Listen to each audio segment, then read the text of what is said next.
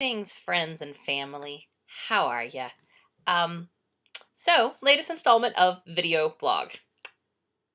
Um, right. I did not take notes this time, so I am going to ramble incoherently for quite some time. It will be riveting, I'm sure. Riveting. Um, big news. Look, it's gone. I chopped it all off. It's short. There's like none of it back here. It's all really short. It's gone.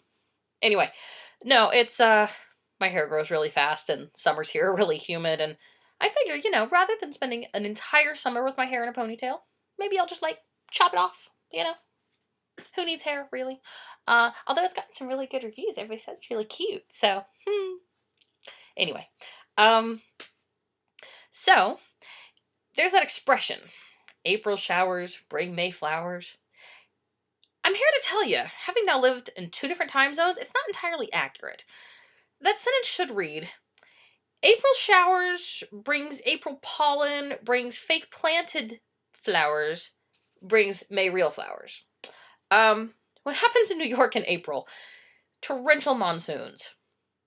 That'd be horrible. Like, horrible. Soaking rain, and it's just everywhere. Like, Texas thunderstorms without the thunder part. Like, just the rain, and it's gushing, and there's flooding, and it's just bad. However, because it's April, and this is kind of spring, all of the pollen is already everywhere, and all the flowers are growing, and all the trees are just dropping those little green pollen things everywhere. It's disgusting. My head is not digging it. But it's not as bad as when I was in Texas. So, I'll take it.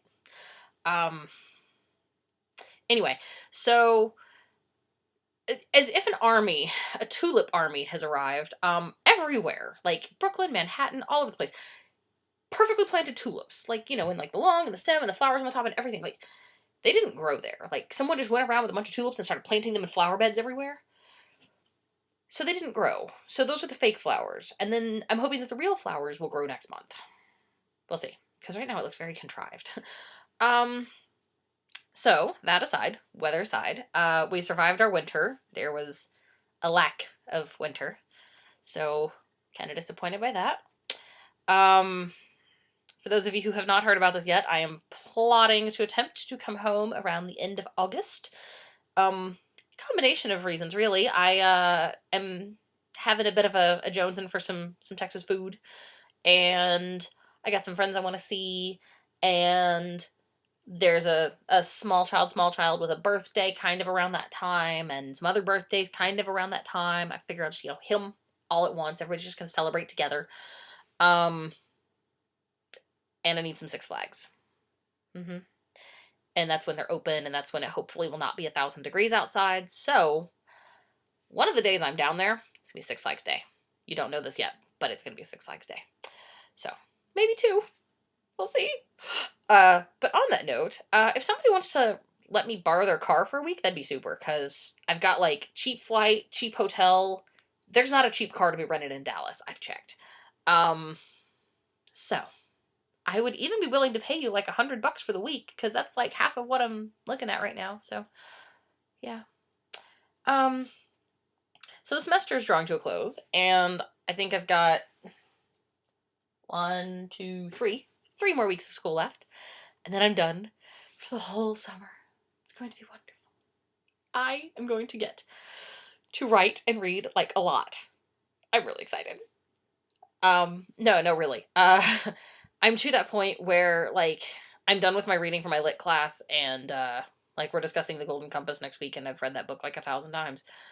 And I'm done with my writing submissions, and I'm just kind of, like, all my time right now that I would normally be writing is being spent editing everybody else's writing, which is fine, but, like, I'm not getting anything out of these last few weeks, and it's very frustrating. So I'm excited to be able to be done for the semester and, like, write and get everything ready for the fall. It's going to be wonderful. I'm sorry, my nose is tickly right in there. Yes. I had somewhere I was going with that, though, and now I've totally forgotten what it was. Right. So, anyway, we'll just move on past that. So because of the fact that I'm not actually writing any of my own stuff right now, I have been reading like a crazy person. Like, I can't even begin to tell you how much stuff I have read in the last few days. Well, for instance, I've decided to revisit this book. Isn't it pretty? Yes, it is. So, as you can see behind me here, I have a playbill from Wicked.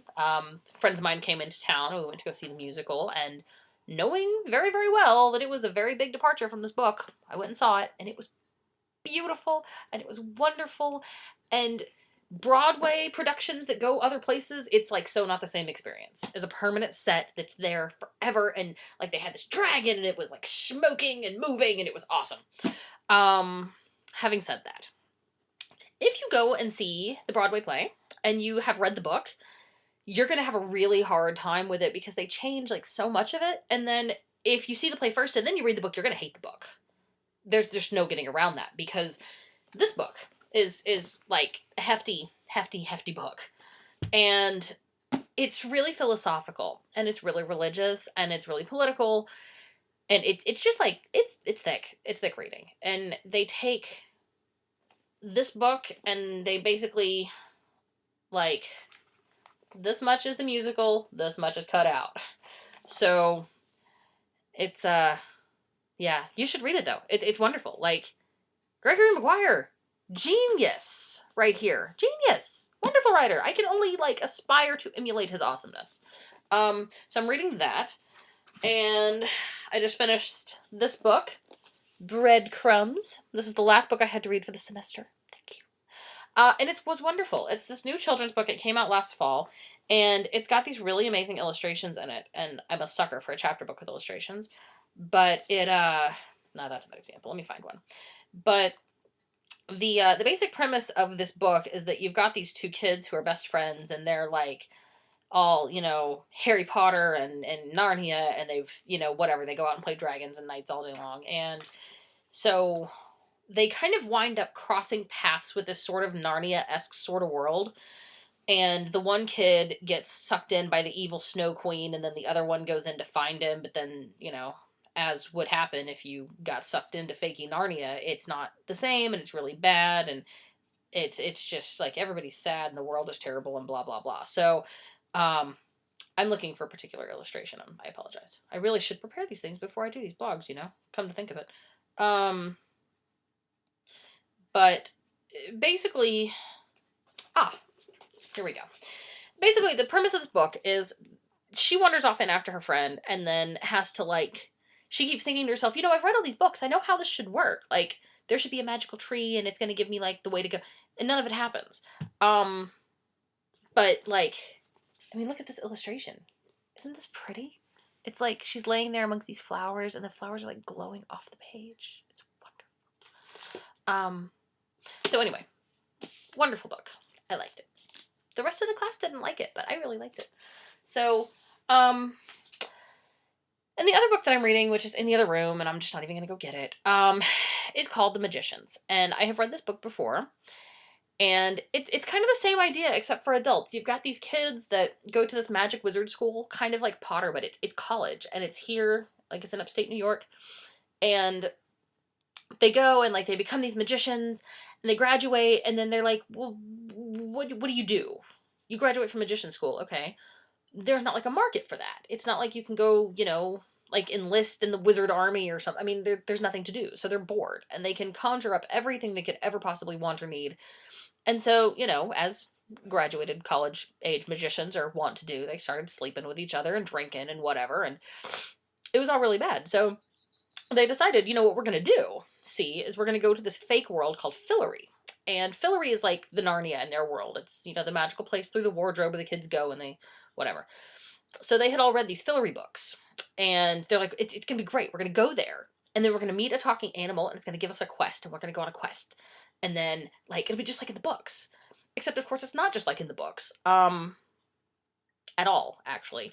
They meet nothing but evil people. I don't think there's one redeemable person that they meet the whole time they're there. Excuse me. And then a lot of them die or get dismembered. Like, one of them, he gets his hands bitten off by an evil demon. But the writing is incredible. Like, it's funny and it's dark all at the same time. It's just fantastic. So Anyway, that's where we're at, is that I'm reading a ton because I'm not writing anything right now. And you know, truth be told, I'm really okay with that. Like I kind of needed a break. But yeah, life is just superb, and I had to make a video blog book review for my friend's blog, and so I figured, you know, it's video blog time. So, video blog. Yeah. So, ooh, I hung up new bookshelves though. Okay, so this is gonna, like, you're gonna get that blinding light right there, and I'm really sorry. But so here's like my dry erase board, my cork board, where that's lopsided. Okay, where I work on all of my cool little, like, sorry, I'm doing this upside down. This is really weird. So all my cool, like, booky sketchy ideas are right there. And now I've got bookshelves, woo! And I hung them up all by myself, and I hung up that one too. Even though I can't reach any of those areas. I was so proud of myself.